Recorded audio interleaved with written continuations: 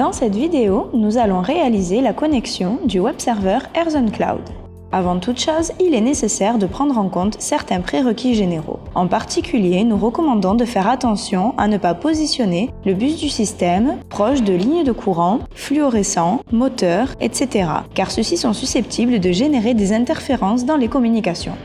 Pour câbler le serveur web, utilisez le câble bus Airzone, blindé et torsadé, constitué de 4 fils, bien que dans ce cas, nous n'en utiliserons que 2.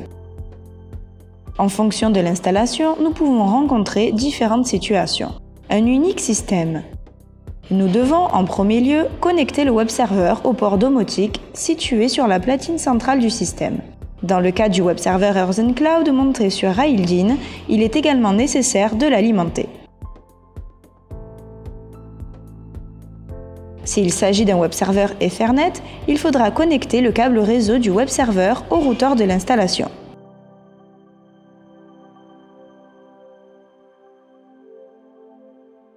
Lorsque l'installation comporte plusieurs systèmes à contrôler, nous devons vérifier de façon rigoureuse chacune des connexions du système.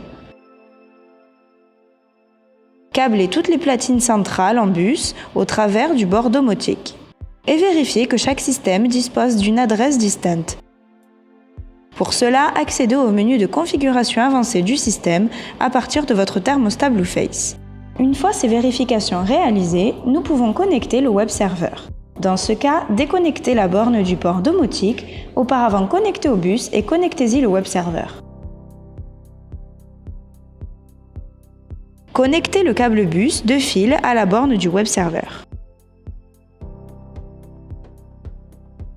Et connectez le câble réseau du web serveur au routeur de l'installation, s'il s'agit d'un web serveur Ethernet. Dans le cas d'un web serveur monté sur Rails, connectez les 2 fils du bus domotique de la platine centrale au bornier correspondant du web serveur.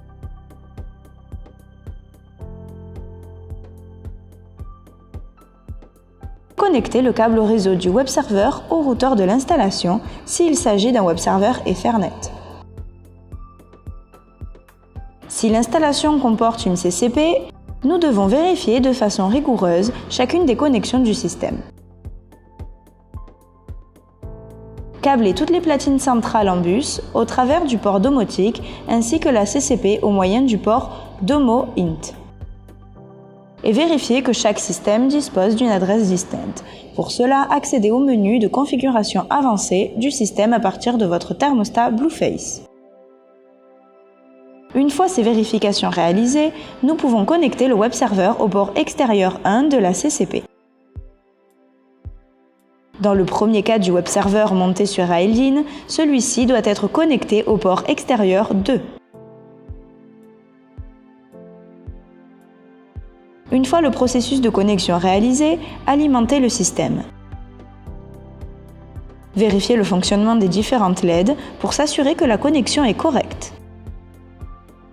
La LED d'alimentation est rouge et allumée de façon continue. La LED d'activité du microprocesseur est verte et clignotante. Les LED de communication avec le système sont rouges et vertes clignotantes.